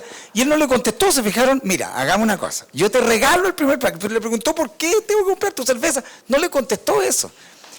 Bueno, la adversidad es que yo puedo meterme en el sentido de que cuando tú decís, claro, hoy día efectivamente el escenario es otro, pero es otro, y me tomo lo que tú decías, para mal y para bien. Hoy día la cultura de consumo de cerveza es 200 veces la que había el año 80. No sé, tal vez ustedes, por supuesto, eran muy chicos el año 80, la mayoría. En Chile, cuando uno quería tomar una cerveza buena, yo me acuerdo de una gran cerveza que me encantaría que alguien la reeditara o reeditara el espíritu, la tradición de la cerveza Limache. ¿Tú la conociste? Perfecto, sí. O sea, conozco la marca, conozco la cerveza. ¿Alguien la conoció? Conozco la historia. Es de las cervezas más deliciosas que ha existido en la historia de Chile. Era una cerveza, si mal no me equivoco, como diría Milton Milla, de cebada cruda, ¿puede ser? Sí, una lager creo de 5 y algo grados. Oye, un manjar, pero de verdad, deliciosa. Entonces, pero hoy día hay muchas. Bueno, yo creo que eso es muy bueno cuando tú estás haciendo cerveza, porque la gente está dispuesta a probar cosas nuevas. Por lo tanto, yo creo que lo que él dice, lo que hay que hacer es poner a como dé lugar tu cerveza ahí, en la estantería, para que la gente le parta por conocerla y preferirla. Y lo otro es calidad en el fondo, es calidad y consistencia. Yo te diría que nosotros vemos mucho en la industria que en el fondo hay muchos cerveceros que les cuesta mucho la calidad y la consistencia de la calidad. Y eso al final hay que invertir en gente, en recursos, en laboratorio, en equipos de laboratorio, en procesos, en protocolos, en una serie de cosas que acompañan la calidad. Claro. Pero creo que si bien hay más competencia hoy día, hay tremendas oportunidades y veo que el momento de las cervezas artesanales es hoy día todo el rato en el fondo. Yo creo que hoy día el consumidor quiere probar cosas distintas, está dispuesto a pagar por cervezas diferentes y novedosas y de calidad. Y hace 10 años atrás o hace 15 años atrás era mucho más difícil. Ahora, cuando uno emprende, el no es recurrente. A nosotros, yo ahí les puedo contar muchísimas historias, la cantidad de no que... y creo que hoy día, si bien la industria es más competitiva, el dueño local está mucho más abierto a tener cervezas nuevas que hace 15 años atrás. Yo creo que a propósito, para complementar lo que estáis diciendo, hay una cosa que también me encanta pensar, es que el mundo en el que estamos hoy día es un mundo donde efectivamente, es un mundo más de valor que de precio. yo sé que suena lo más estúpido que hay cuando él nos está diciendo que el 99% del mercado, específicamente la cerveza, es fundamentalmente un mercado que sea comoditizado, ¿cierto? Donde los gallos van al precio, De acuerdo, pero ese 1% es un indicador. Hace 30 años ese 1% no existía, digamos. Y te fijáis, y hoy día la gente efectivamente tiende a asignarle valor antes que precio a las cosas. No sé si me entendí. Y cuando yo hablo de valor y no de precio, yo siempre digo, el valor es exactamente lo contrario del precio. Es el A-precio. A-precio. Es cuando uno se relaciona emotivamente con algo. ¿Te fijáis? Y si tú te fijáis, aquí se apela de alguna manera a eso. Yo creo que eso es parte del negocio de David. David tiene que apelar al valor, tiene que apelar, ¿cierto?, a variables que son más de orden emocional. No son racionales. Racionalmente nadie pagaría el doble por la misma cantidad de centímetros cúbicos de cerveza. ¿Por qué lo hace? Porque efectivamente el valor es la clave. Y hoy, más que nunca, con el tema de las redes sociales, con los nuevos paradigmas productivos, ¿cierto? Yo creo que el valor es la clave. Y para mí el valor, a su vez, está antes que en otro sector, en el sector de los contenidos. Por eso que los mitos de marca son tan importantes. Sí. José, muchísimas gracias por tus palabras. Federico, tu vida está maravillosa. ¿Qué crees que te diga? José, muchas gracias. Más allá sobre el tema de marca, quería preguntarte por el tema humano. Con respecto de pasar desde emprendimiento hasta ya tener una empresa ya constante. El típico que hablamos del Valle de la Muerte. Mi pregunta es, ¿cuándo fue que la viste más negra y cómo saliste de ello? Muchas gracias. Súper buena pregunta. El Valle de la Muerte yo lo había leído nomás y la verdad que lo encarnamos en carne propia, en el fondo. Este negocio tiene la particularidad que al principio es muy difícil generar las masas críticas, las ventas. Porque no es muy pequeño, no tiene marca, como les conté al principio, tiene puras debilidades, tiene muy poquitos puntos de venta, después esos puntos de venta no te empiezan a pagar porque el tipo le paga primero a CSU, después se atrasa. Y es una cuestión, después es una industria, por lo tanto las inversiones para poner una fábrica es harta plata, por supuesto, porque es una industria. Y el Valle de la Muerte nosotros lo pasamos al principio súper mal. Yo diría que los primeros 5 años o los primeros 4 años fueron muy difíciles para nosotros porque también nos pasaba una cosa, uno después aprende que los timings son súper importantes. Cuando uno habla con grandes inversionistas y tú les preguntas, ¿en qué te fijáis cuando inviertes en una empresa? Y el tipo lo primero que te dice es en el timing del negocio, o sea, si la industria está preparada para este producto. Porque si vais muy antes, lo va a pasar muy mal. Nosotros yo creo que si bien fuimos de los primeros, fuimos eventualmente un poquito adelantados quizás. Y por eso lo pasamos un rato mal. Yo creo que la industria cervecera en Chile, por un tema de poder adquisitivo, por crecimiento del país, por irnos de un país en el fondo en vías de desarrollo, y todo lo que uno escucha, yo creo diría que es 2007-2008. Y antes, en el fondo, nos costó mucho meter un producto porque no había cultura cervecera, porque no había el poder adquisitivo, porque la gente decía, mira, increíble tu cerveza, pero nadie la conoce, y era muy difícil al principio. Y me acuerdo, el momento más difícil fue el 2007, que fue cuando terminamos de construir la cervecería en Curacaví, que es la cerveza que tenemos hoy día. Teníamos obviamente algunos aumentos de capital con nuestros socios, teníamos harta deuda porque apalancamos harto la compañía para hacer la cervecería, leasing, créditos bancarios del terror, en fin. Y teníamos la cervecería lista y toda la presión estaba en mí para salir a vender. Entonces todos mis socios, incluido mi querido amigo Asjon Gell, que me decía, ya vos compadre, salga a vender. Póngale Wendy, claro.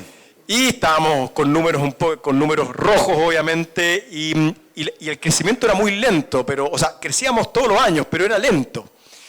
Y ahí uno lo pasa mal cuando no tenéis plata, en el fondo. Y uno lo empieza a pasar un poco mejor cuando la cuenta corriente empieza a ser un poco más azul. Esa cuestión es así.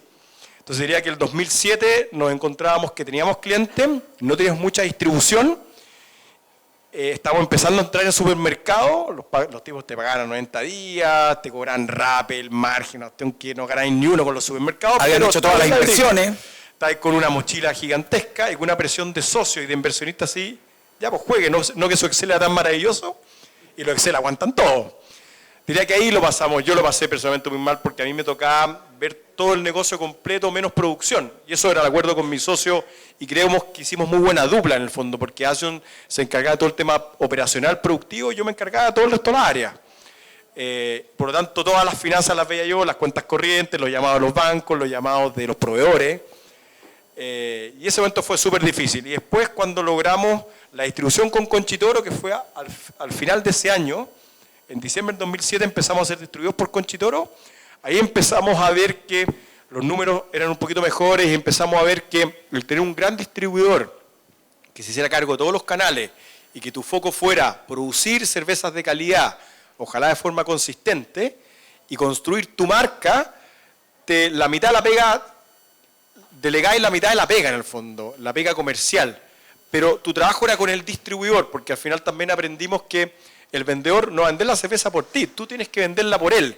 Y tú tienes que al principio, un poco tu pregunta, nosotros fuimos con un distribuidor, pero el trabajo lo hicimos con el distribuidor después, con la fuerza de venta, hicimos muchos incentivos con la fuerza de venta, gift card, televisiones, billetes, capacitaciones, íbamos a los clientes y le vendíamos nosotros la cerveza al vendedor, porque el vendedor lo que nos pasaba que era un tomador de pedido. Jefe, ¿cuántas jajas de Coca-Cola le mando mañana? ¿Cuántas cajas de caseros de agua le mando mañana, jefe? Y esa es la conversación del vendedor con el cliente. Tipo no tenía ni una capacidad de meter un producto premium me refiero más caro. Con más contenido. Porque no tenía ni una habilidad de venta el tipo. Ni una. Entonces, esa pega la teníamos que hacer nosotros. Entonces diría que el momento más complejo fue eso. Y de a poco, el 2008 ya se empezó a mejorar los números y cuando ya los números son azules, uno automáticamente lo empieza a pasar bien el negocio. Es automático. Maravilloso. Sí, antes tengo una pregunta que hicieron por Facebook. Números azules, como mi humita, que te gustó tanto. Maravilloso. Te agradezco el piropo por la humita.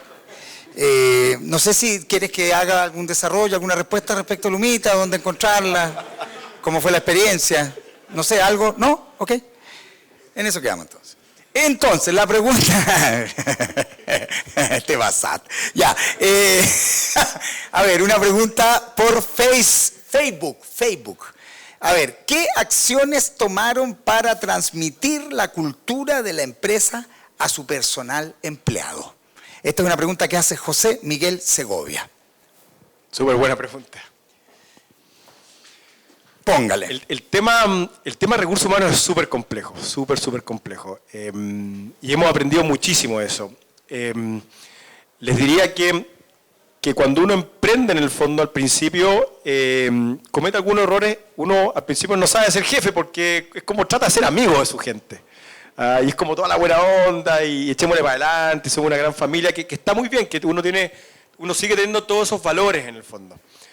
Pero en un momento te das cuenta que tienes que ser el jefe. Entonces, al principio, hoy día tenemos una compañía que nos sentimos súper orgullosos de la gente que tenemos. Tenemos gente súper camiseteada, muy profesional, muy comprometida con el desafío de la compañía, muy comprometida también con como lo que estamos de a poco construyendo, que de alguna forma estamos creando una marca un poco desde cero, estamos abriendo un mercado, estamos de alguna forma culturizando a nuestros fans, muy en buena onda, hablándoles de cerveza, y hoy día tenemos un tremendo equipo humano.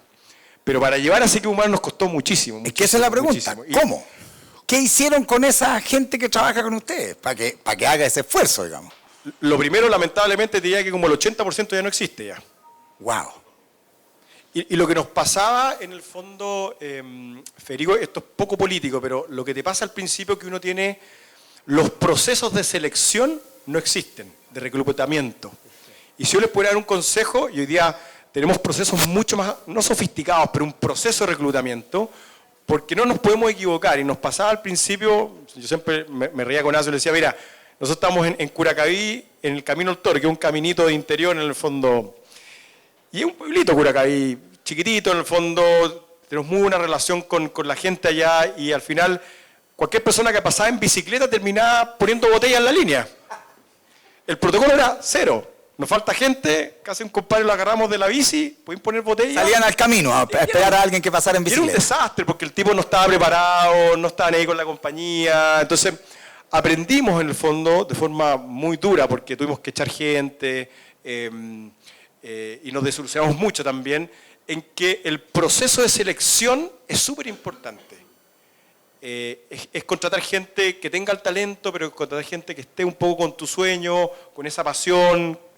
Gente apasionada cuesta encontrarla también y se entiende. Entonces, te diría que eso nos costó mucho. Hoy día tenemos procesos mucho más rigurosos de procesos de selección y de capacitación, por supuesto, con métricas distintas y no ha habido muchísimos tarpos. Yo siempre hablo de cuando cómo uno transita desde una pyme a una mediana empresa.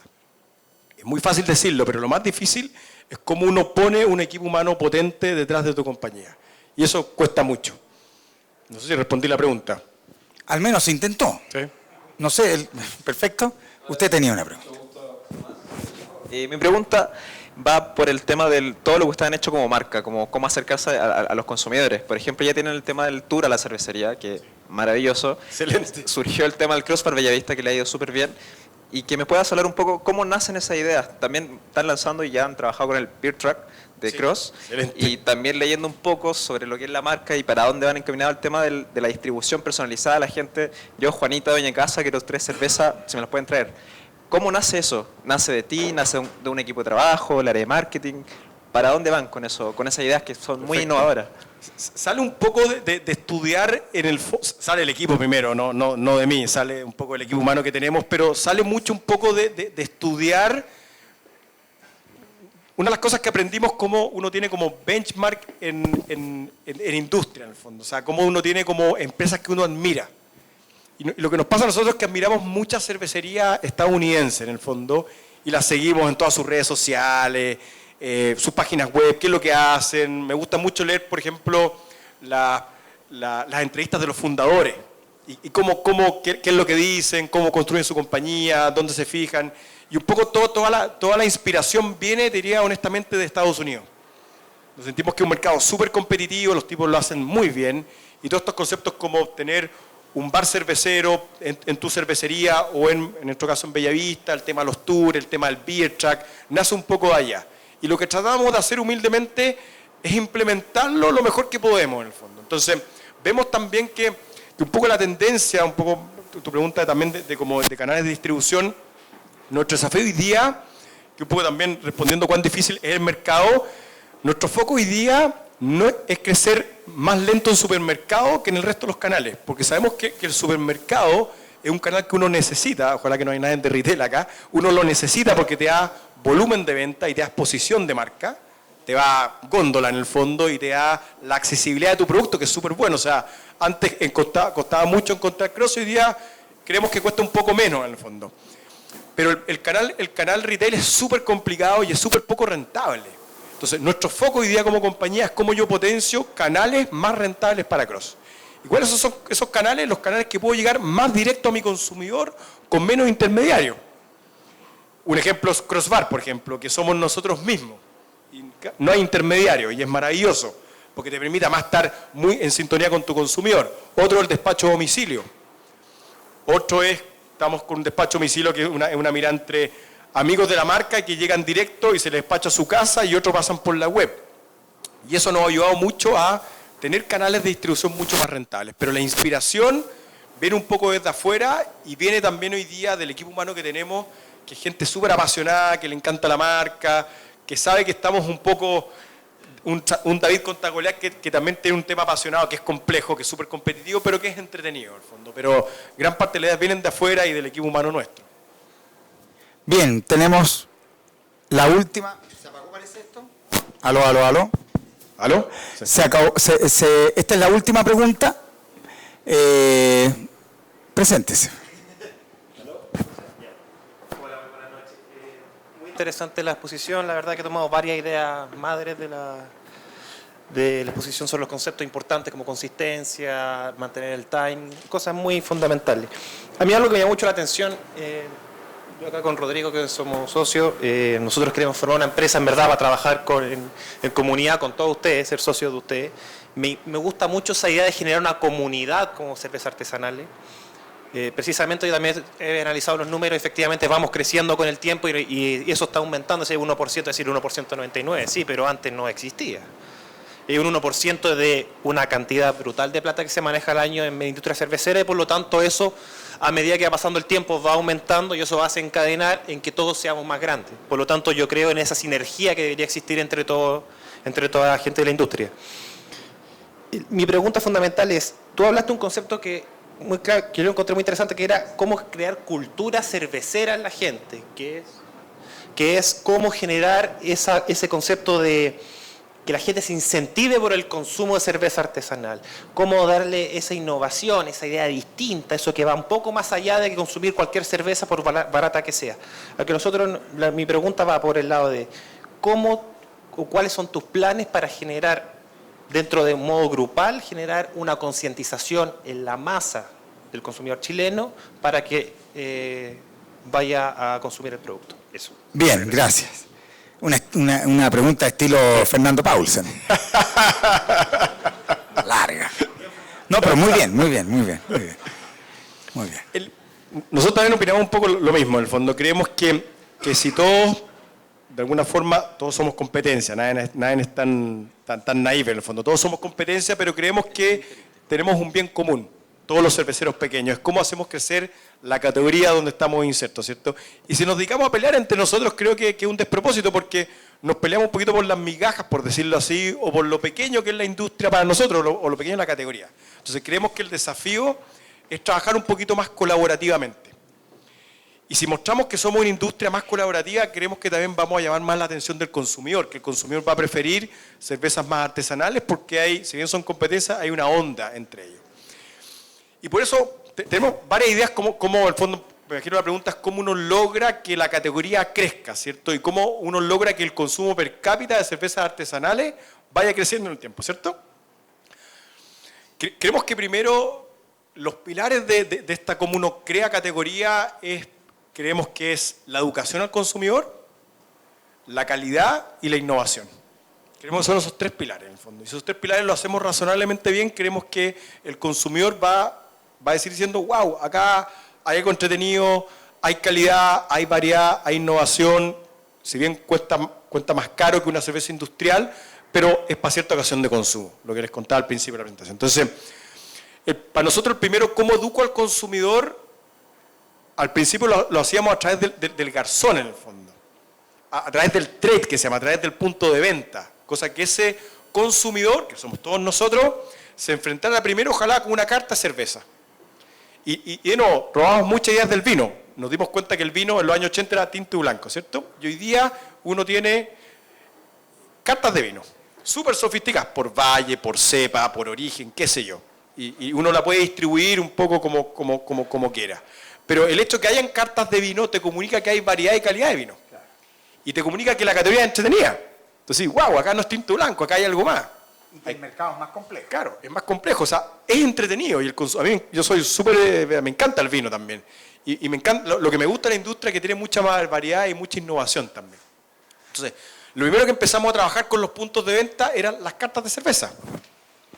Que antes era cerveza nacional, cerveza importada y chao. Y el mismo precio. Entonces tú preguntabas, ¿cerveza nacional qué tiene, jefe? Escudo, cristal, no sé cuánto, look y media. Empezamos a desarrollar la carta de cervezas con nuestros clientes y la financiamos nosotros. Cervezas nacionales, cervezas importadas, cervezas artesanales. Y todo. Y en la carta poníamos, por ejemplo, Golden Ale, Pale Ale, 5 grados. Kutzman Toro Bayo, Pale Ale, 5,2 grados. Cervezas importadas, todas las importadas, belga, etc. Entonces, y se lo vendíamos así al trade, al dueño del local. Le decíamos, yo te hago la carta, viejo, pero pongámosle un poquito más de contenido y mejor distribución. Y con esta mejor distribución vas a vender más cerveza, que al final todos somos comerciantes. Entonces, el dueño del local le interesa ganar plata. Entonces, le damos una herramienta súper potente para que el consumidor, en el fondo, llamara la atención y fuera una guía para el garzón. Después, el tema educacional, nos dimos cuenta que era súper potente poder tener un bar, un punto de venta donde entregamos la experiencia cervecera y donde nuestros garzones pudieran hablar de estilo cervecero, que fue una carta con mucha variedad, que el consumidor que llegara cachara que habían 60 tipos de cerveza, cervezas de gran parte del mundo, cervezas en shop. Empezamos a capacitar al garzón para que dijera, mira, Las cervezas en chop son mucho mejor calidad que las cervezas en botella, porque son cervezas mucho más frescas. Y primera recomendación que les doy, si les encanta una marca, pídala siempre en chop que en botella, cuando la encuentren en chop. El chop es mucho más fresco, está producido 2-3 semanas antes, no pasa muchas veces por un distribuidor, no se pasteuriza por lo general el chop, ni siquiera las cervezas industriales lo pasteurizan, y es mucho más fresco, y es mucho mejor calidad. Entonces, empezamos a trabajar las cartas, a trabajar con los garzones, y nos empezamos a meter en nuestro bar, que al final tenemos nuestros garzones, que son nuestros embajadores, que de alguna forma los capacitamos para que comuniquen un poco el tema cervecero, que es muy potente y que tiene mucha cultura. Después, calidad e innovación, un poco lo que les decía antes.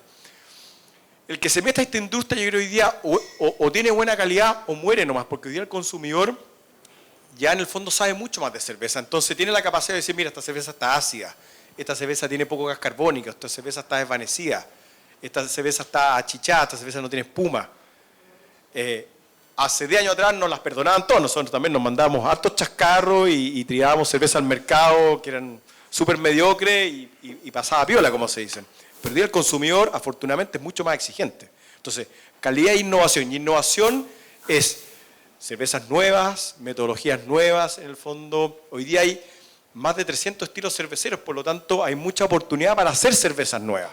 Cervezas con madera, cervezas amargas, cervezas sour tan de moda, cervezas con café.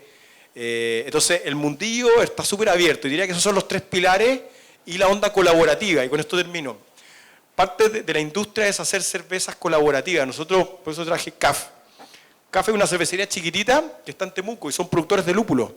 Y nosotros todos los años hacemos una cerveza llamada Wet Hop, que viene el lúpulo fresco, no seco, pero se llama wet, y que se echa en la olla al día siguiente. Y una cerveza que es súper aromática, súper aromática, es una American Pale Ale, una APA, un poquito más amarga, y es súper aromática. Y lo hacemos con ellos. Y ponemos las 2 marcas. Imagínate AB InBev con CSU, nunca lo hace. Entonces, si uno le habla a tu consumidor de una onda más colaborativa, que somos competencia, sin duda, pero tenemos un bien común también. Creo que habla bien de nosotros mismos como cerveceros y creo que eso llama la atención en términos positivos al consumidor. Diría que a nuestro juicio, humildemente, esas son un poco las claves para construir categorías. Maravilloso. Muchísimas gracias, José Tomás. Hay una cosa que me gustaría terminar esto con una mini pregunta, y es si en algún momento está contemplado incorporar en la oferta algo que supongo es un tema súper profundo que tiene que ver con la responsabilidad. Si está contemplado en algún momento desarrollar una cerveza sin alcohol en cross. Claro, fíjate, tenemos un tema. Ustedes saben, lamentablemente muere mucha gente en Chile al año por accidentes de tránsito y una parte importante de esa gente es fundamentalmente producto del consumo de alcohol y la conducción. Y por lo tanto no estamos diciendo que manejar sea malo o tomar sea malo, estamos diciendo que juntos funcionan mal. ¿Hay en algún momento un plan en Cross de desarrollar una cerveza de calidad, pero sin alcohol, como ocurre en Europa en muchas casas cerveceras? Hay excelentes cervezas sin alcohol. Sí, el plan está, Federico. Es un poquito a largo plazo porque la inversión para hacer cervezas sin alcohol es súper costosa. No tiene que hacerla con una centrífuga y una cuestión como bien costosa. Pero sí lo que hemos innovado y creemos que ha sido razonablemente exitosa, cervezas de baja graduación alcohólica. Perfecto. Y ahí les mostraron en la PPT una cerveza que sabemos que se llama 2.4, que la hizo Alberto Montt, y que es una cerveza de 2,4 grados que es muy refrescante y que te tomas una o dos y te marca, para que tenga una idea, una cerveza promedio de 5 grados, con una persona de estatura promedio, que sé yo, se toma una cerveza y le marca 0,3 grados. Y después tu cuerpo, por cada hora que pasa, en el fondo consume 0,1 grados de alcohol. O sea, pues de una hora es 0,2. Perfecto. Uno ya podría eventualmente... Pero sí, creemos que la clave es educar al consumidor. Por Primero, supuesto. creo que eso es súper importante y las dos cosas, como dice Federico, hay que separarlas. En el fondo, nosotros nos pasa hoy día que tenemos muchos clientes que van al bar y afortunadamente después los tipos se toman un Uber o un Cabify, qué sé yo, para no hacerle publicidad a nadie. Pero entonces, está creando, a nuestro juicio, cambiando un poquito la cultura, que el tipo dice, mira, si voy a tomar, que tampoco quizás tome tanto, pero ya tomo más de lo que puedo manejar, Es que oye, me relajo, lo paso bien con mis amigos, me tomo un taxi y me olvido del tema. Perfecto. Creo que es mucho más inteligente. Maravilloso. Bueno, muchísimas gracias, José Tomás. Felicitaciones y muchísimas gracias a todos ustedes por habernos acompañado. Sigan, por favor, en contacto con la página porque van a haber nuevas y, por supuesto, extraordinarias oportunidades de encontrarnos aquí y conversar de innovación. Muchas gracias, buenas noches.